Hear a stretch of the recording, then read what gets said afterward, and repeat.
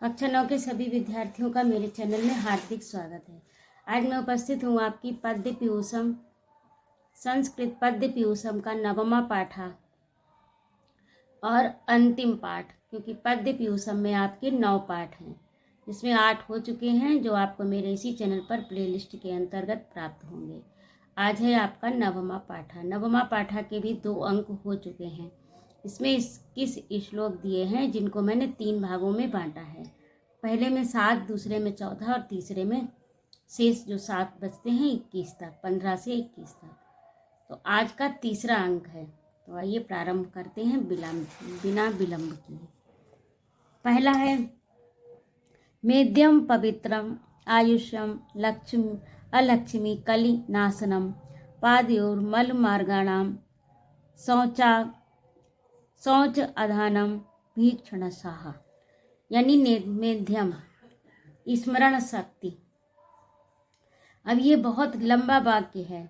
पवित्रम, अब इसको अलग अलग देखिए करते हैं। पवित्रम आयुष्यम यानी पवित्र यानी शुद्धता, आयुष यानी आयु, और अलक्ष्मी यानी दरिद्रता, कलिनाशनम कलिकाल की यानी कलयुग की दरिद्रता का नाश, और मेधा यानी स्मरण शक्ति। पवित्र और आयु और अलक्ष्मी कलिनाशनम।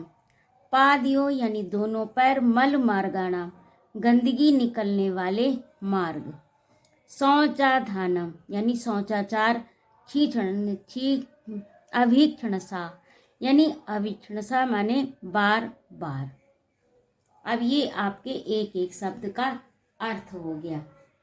इसको मैंने अलग अलग कर दिया है तो आपको आसानी से समझ में आएगा। पादियों माने पैर, और मल मार्गाणाम यानी मल धन मार्गाणाम, और मल गंदगी मार्गाणाम माने रास्ते। शौच यानी शौच, अधानम करने से, और अभीक्षणसा माने बार बार, यानी बार बार शौचाचार, शरीर की शुद्धता पर ध्यान देने से, बार बार अपने शरीर का ध्यान रखने से, स्नान करने से, उसकी शुद्धता पर ध्यान देने से। पवित्रम आयुषम, शुद्धता एक तो बढ़ती है, दूसरे आयु बढ़ती है। अलक्ष्मी यानी दरिद्रता का, कलयुग की दरिद्रता का नाश होता है।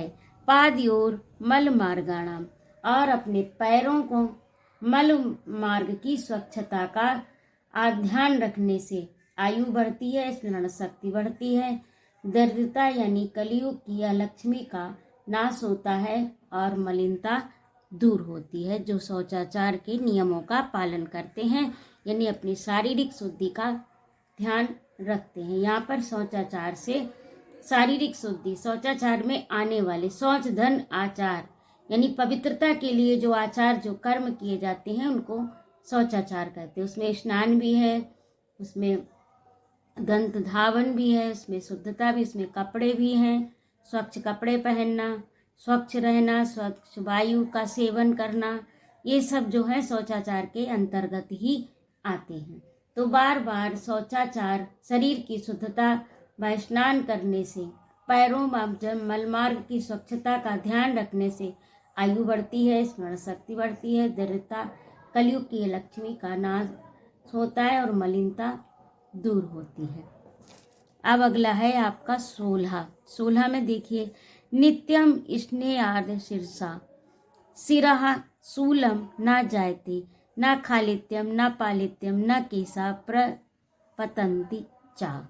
नित्यम नित्य यानी प्रतिदिन, स्नेह आर्द्र स्नेह यानी शिरसा सिर का, आर्द्र गीला करना, स्नेह यानी तेल से सिर को गीला करना, अर्थात तेल सिर में तेल लगाना। गीला करने का अर्थ यहाँ पर क्या है? पानी से तो गीला करना नहीं, यानी भली भांति तेल लगाना कि बाल बिल्कुल चिकने हो जाएं, भीग जाएं, क्योंकि वो पोषण उससे लेते हैं। बालों को पोषण तेल से मिलता है। तो नित्य स्नेह यानी सिर की नित्य तेल लगाने से सिरा शूलम ना जायते उत्पन्न होता है। शूलम माने पीड़ा, ना माने नहीं सिर, सिर में पीड़ा उत्पन्न नहीं होती है नित्य सिर में तेल लगाने से। न खालित्यम न पालित्यम, खालित्यम यानी गंजापन, पालित्यम यानी पकना, पकना अर्थात सफ़ेद होना, खालित्यम यानी बालों का गिरना, बिल्कुल गंजापन होना। तो ना गंजापन होता है, ना बाल पकते हैं। केसा प्रपतंती चा, और केस गिरते भी नहीं हैं। तो ये सब किससे करने से होता है? सिर में तेल लगाने से, भली भांति अच्छी तरह से तेल लगाने से होता है। अब बलम सिराह कपालानाम विशेषण अभिवर्धते दृढ़मूलाश्च दीर्घाश्च कृष्णा केसा भवन्ति चा। यानी बलम, सिरा माने सिर और बल माने शक्ति, कपालानाम यानी सिर की जो हड्डियां होती हैं सिर के अंदर, विशेषणाम अभिवर्धते विशेष रूप से बढ़ती हैं, दृढ़ मूलाश्च, दृढ़ यानी दृढ़ता से, मूल यानी जड़े, दीर्घाश लंबे होते, कृष्णा माने काले, केस भवंती चा, ये तो हो, केस माने बाल, ये भवंती माने होते हैं। ये तो आपका शाब्दिक अर्थ हो गया।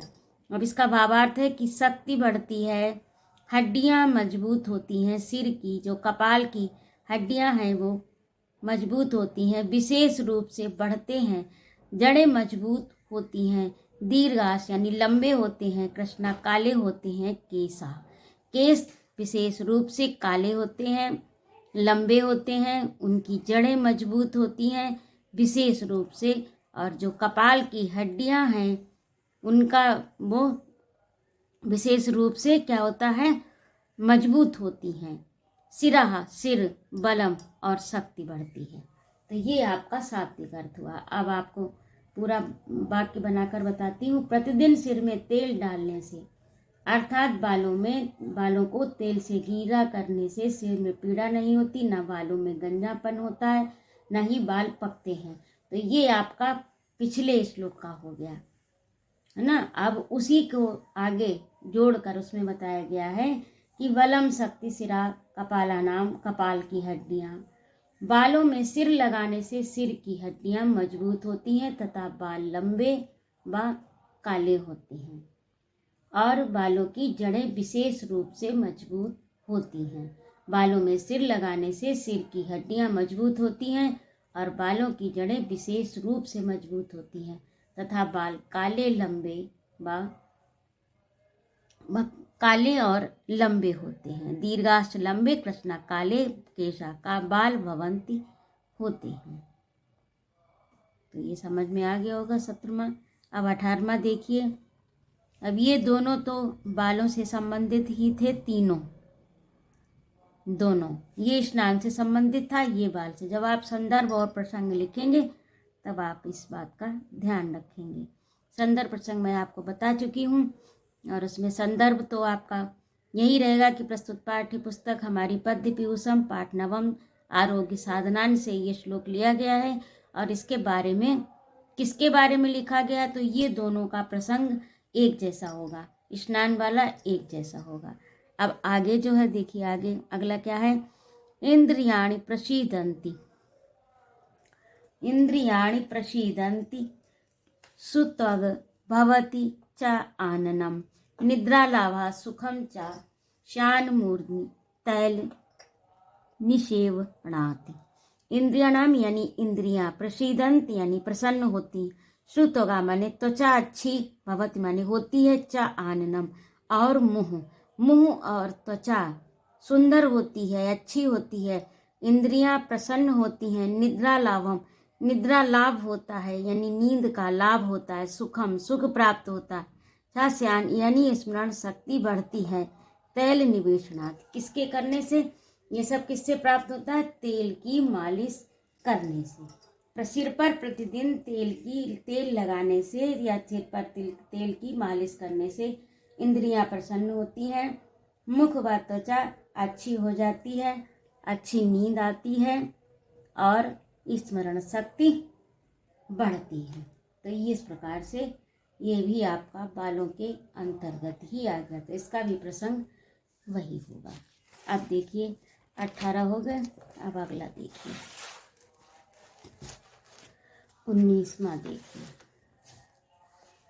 अब इसमें भी ये देखिए बहुत लंबा वाक्य है, लेकिन मैं आपको एक एक शब्द इसका संधि विच्छेद करके बताती हूँ। न रागान आपि विज्ञान आहारम उपयोजयेति परीक्षम हितमस्नीयादि देहो आहार संभवा। अब देखिए इसको अलग अलग करके आपको बताती हूँ। ये बहुत लंबा वाक्य, संस्कृत में इसी तरह के वाक्य नहीं सॉरी शब्द संस्कृत में इसी तरह के होते हैं। यदि आप संधि विच्छेद नहीं करना जानते तब आपको समस्या होगी, तब आप उसका अर्थ नहीं निकाल पाएंगे। और यदि आप संधि विच्छेद कर लेते हैं एक एक शब्द का तो आप आसानी से निकाल लेंगे उसका अर्थ, क्योंकि एक साथ होने के कारण अगर आपने इधर का उधर जोड़ दिया तो मूल शब्द जो है वो गायब हो जाएगा। अब अगला देखिए, ना माने नहीं, रागान यानी रागात, रागान यहाँ पर ऊपर लिखा है, नीचे होगा रागात यानी राग से, अपि माने भी, अविज्ञानाद बिना जाने हुए, आहारम यानी भोजनम, उपयोजयति यानी उपयोग करना चाहिए। तो ये इसका अर्थ हुआ। परीक्षम यानी परीक्षण करके, हितमस्नियादि देहो यानी देह माने शरीर। अब इसका अर्थ होगा परीक्षम यानी अस्नियात माने खाना चाहिए, आहार संभवा यानी भोजन से बनने वाला, तो इससे आहार से संभव है। अब आपको इस तरह से समझ में नहीं आया होगा, कुछ अटपटा सा लग रहा होगा, क्योंकि अलग अलग शब्द का अलग अलग अर्थ हो गया, लेकिन अभी इसमें वाक्य नहीं बन पा रहा। तो इसमें है कि बिना रुचि यानी बिना रागान यानी बिना रुचि के, अभिज्ञान यानी बिना जाने, आहार का उपयोग करना चाहिए, बिना जाने बिना रुचिकर।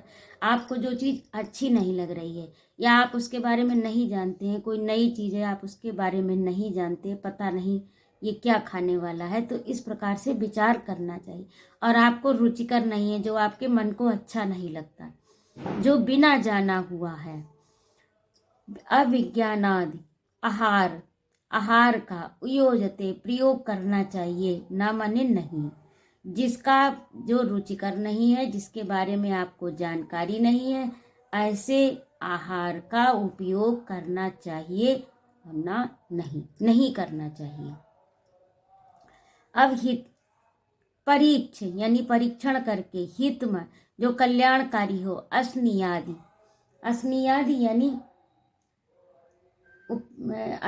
यानी खाना चाहिए, आहार संभवा यानी आहार संभव, आहार से ही संभव है देह और कल्याण यानी शरीर का कल्याण यानी स्वास्थ्य और देह का कल्याण। अब देह का कल्याण यहाँ पर क्या होगा, तो भोजन से ही संभव है। यदि आप भोजन अच्छा नहीं करते हैं तो आपका शरीर जो है वो नष्ट होने लगेगा, यानी उसमें कुछ ना कुछ विकार अथवा रोग उत्पन्न होने लगे। तो यही यहाँ पर इसका हित करने वाला अर्थात कल्याण करने वाला, जो शरीर का भला करने वाला, ऐसे आप समझ लीजिए, जो शरीर का भला करने, इसका परीक्षण कर लेना चाहिए कि आपको देख लेना चाहिए कि जो भी आप भोजन करने चाह रहे हैं वो किस प्रकार का है।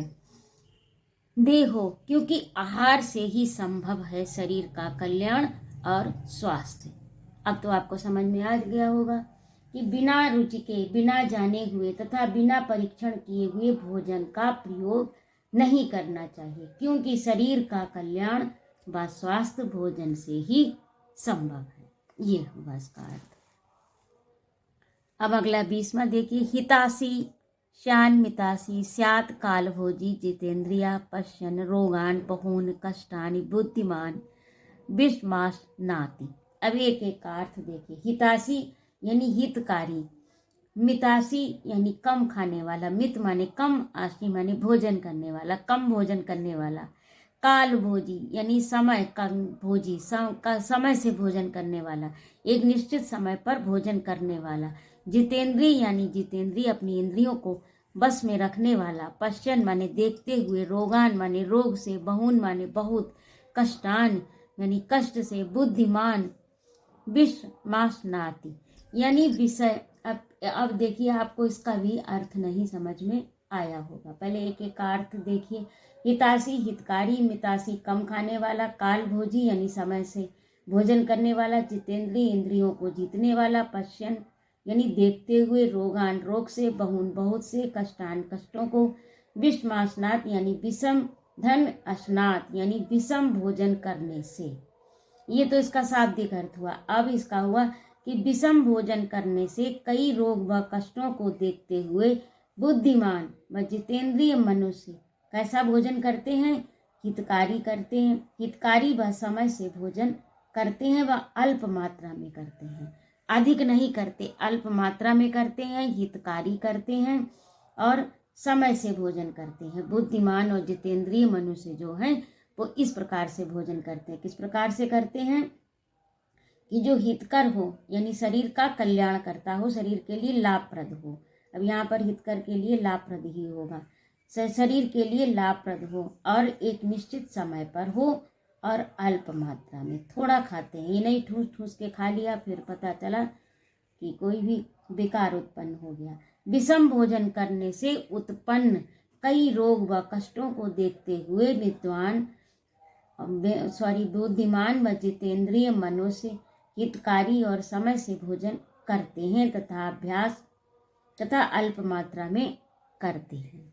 अब ये 20 हो गया। देखिए 21, नरोहिता आहारा हित आहारा, नरोहित आहारा विहार से भी समीक्षकारी विषय विशेष अशक्ता दाता समः सत्यपरा क्षमाप्नोति सेवी क्षमावा ना सेवी चा भवति रोगा। यानी नरो माने मनुष्य, हिताहार लाभप्रद आहार, हित धन आहार यानी कल्याणकारी जो भोजन है, विहार से भी, विहार यानी उचित आहार विहार का सेवन, समीक्षकारी समीक्षा करने वाला, विषय यानी विषय से अनासक्त, दाता देने वाला, सम समान उदार संभाव रखने वाला, सत्यपरा सत्य पर चलने वाला, क्षमा और क्षमावान यानी क्षमावान और क्षमाशील व विश्वसनीय लोगों के साथ रहने वाला, भवति रोगा यानी निरोगी होता है। अब इसका पूरा अर्थ तो ये आपका शब्दार्थ हो गया। क्षमावाप नाप दोषी क्षमाशील से विश्वसनीय लोगों के साथ रहने वाला।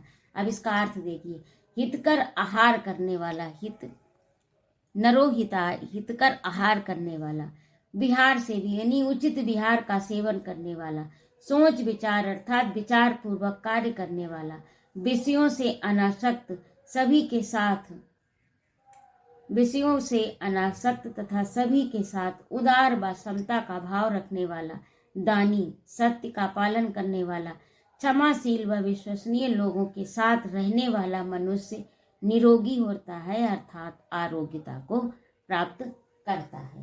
तो ये आपके भोजन से संबंधित 2-3 श्लोक हो गए। इसे आप प्रसंग में इसी तरह से लिखिएगा। तो ये आपका 21 श्लोक पूरे हुए। आज आपका तृतीय अंक था जो पूरा हुआ और इसी के साथ आपकी पद्य पीयूषम के 9 पाठ जो दिए थे वो पूरे हो गए और गद्य भारती के भी पाठ आपको मेरी कक्षा 9 की प्लेलिस्ट के अंतर्गत प्राप्त हो जाएंगे, तो सुनिएगा अवश्य।